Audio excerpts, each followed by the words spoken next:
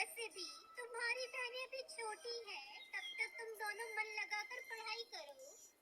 माँ, पढ़ना तो हम भी चाहते हैं, लेकिन हमारे खाने का गुजारा तो बड़ी मुश्किल से चल पाता है। फिर स्कूल की फीस कैसे भरेंगे? टुनटुनी चिड़िया हर रोज काम पर जाती थी। एक दिन शाम को जब उसका काम खत्म हो गया तो वो अपने मालिक से बोली, मालिक, मेरा काम खत्म हो गया है, क्या मैं घर जाऊं? काफी देर हो गई है, बच्चे राह देखते होंगे। टुनटुनी, तुझे तो हमेशा ही घर जल्दी जाने की पड़ी रहती है। मुझे अपने यहाँ काम करने वाले लोग चाहिए। जब सारे पक्षी जाएंगे तभी तुम भी जाना। जी मालिक। मालिक हमेशा उसका अपमान करता था और समय पर पैसे भी नहीं देता था।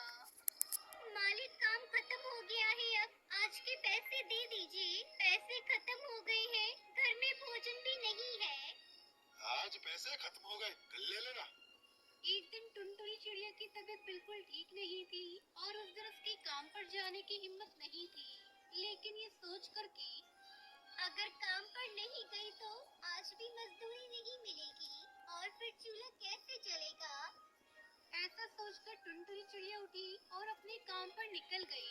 लेकिन उस दिन तबीयत खराब होने के कारण और तेज धूप में काम करने से उसे चक्कर आ जाते हैं और सारी लकड़ियाँ उसके ऊपर गिर जाती हैं। उसके पैर से काफी खून बहने लगता है।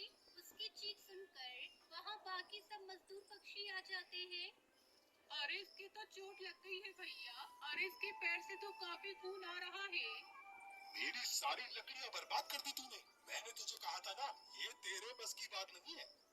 मुझे माफ कर दो मालिक, आज तबीयत खराब है, इसलिए चक्कर आ गया था और सारी लकड़ियाँ मुझ पर गिर गई। मुझे माफ कर दीजिए मालिक। चल अब निकल तू यहाँ से।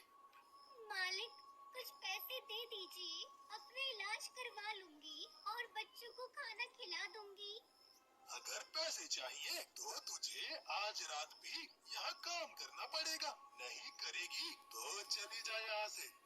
टुनटुनी चिड़िया की हालत ऐसी नहीं रही कि वो काम कर सके, इसलिए वो बिना पैसे लिए वहाँ से चली गई। टुनटुनी चिड़िया जब घर आ रही थी तो उसे उसके पति का दोस्त बंटी कबूतर देख लेता है और उससे कहता है, अरे भाभी, आपके चोट कैसे लग गई? क्या बताऊं भैया, काम करते हुए मेरे पैरों में लकड़ियां गिर गई और चोट लग गई। साथ ही मालिक ने काम से भी निकाल दिया। लेकिन भाभी, आपके पैरों से तो बहुत खून निकल रहा है। आप मेरे साथ हॉस्पिटल चलो, मैं आपका इलाज करवा दूंगा। अरे नहीं भैया, मेरे पास हॉस्पिटल जाने के लिए पैसे नहीं है। ये चोट तो खुद ही ठीक हो जाएगी। बस आप मुझे कोई काम दिलवा दीजिए, आपकी बड़ी मेहरबानी होगी। अच्छा भाभी, पहले तो आप ये पैसे रखिए, इससे आप अपनी चोट को ठीक करिएगा। और मैं एक सेठ को जानता हूँ, तुम उनके घर का काम कर लेना, इससे आपको कुछ पैसे मिल जाएंगे और आपके घर का गुजारा हो जाएगा। आपका बहुत बहुत शुक्रिया बंटी भैया, आप मुझे उनका पता दे देना, मैं कल ही उनके यहाँ काम पर चली जाऊंगी।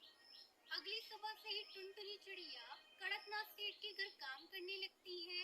ऐसे ही कुछ दिन बीत जाते हैं। टुनटुनी चिड़िया की दोनों बड़ी बेटियाँ जब टुनटुनी को ऐसे मेहनत करके देखती हैं तो वो आपस में बातें करते हुए कहती हैं, पिंकी दीदी, हमें लगता है हमें माँ की मदद करनी चाहिए। माँ बहुत थक जाती है ना। हाँ सुनहरी, हमें कुछ ऐसा करना होगा ताकि माँ को कोई काम ही न करना पड़े।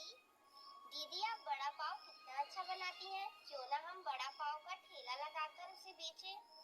हाँ तू सही कह रही है, हमारे जो पैसे गुल्लक में जुड़े रखे हैं, हम उसी पैसों में से बड़ा पाव का सामान लाएंगे और कल से बड़ा पाव बेचेंगे। अब सुनहरी चिड़िया पिंकी चिड़िया बड़ा पाव का ठेला लगा ले